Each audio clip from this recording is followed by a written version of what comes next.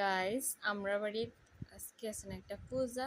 তোমরা মনে হয় কেউ দেখছো না এটা তো পূজার একটা ব্লগ শেয়ার করো।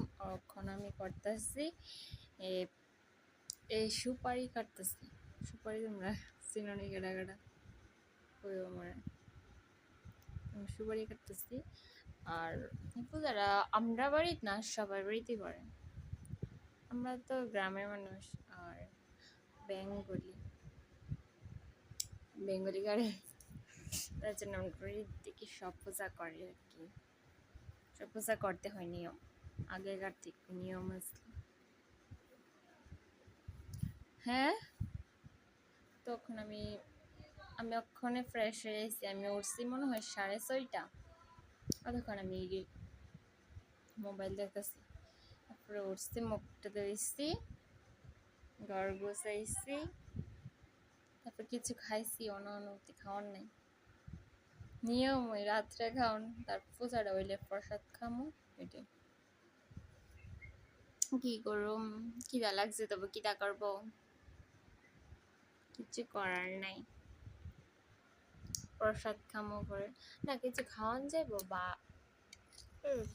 টিফিন টিফিন খাওয়ান যাবো, কিন্তু ভাত খাওয়ান যাবে না আজকে রাত্রেবেলা। আমি ভাত না খাই থাকতে পারি।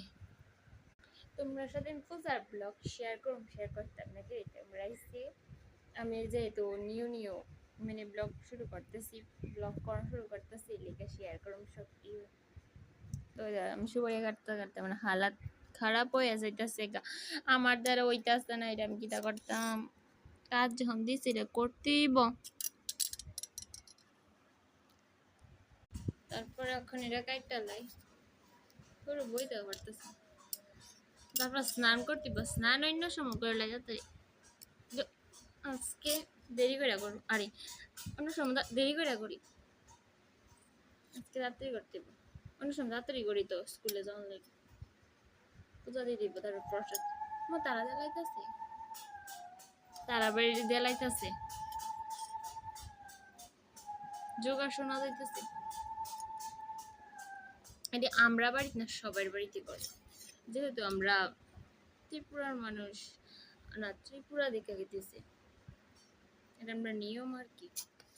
আমরা বেঙ্গলি, বাঙালি দেখো কাটতেছি কোনো রকমে, যেহেতু মা দিছে কাজটা করতে দিব। তো টাটা সবাই রে। তো পূজার ব্লগটা তোমরা শেয়ার করো, তখন ওয়েট করো, আমি পূজার যাবার দিব। টাটা সবাই।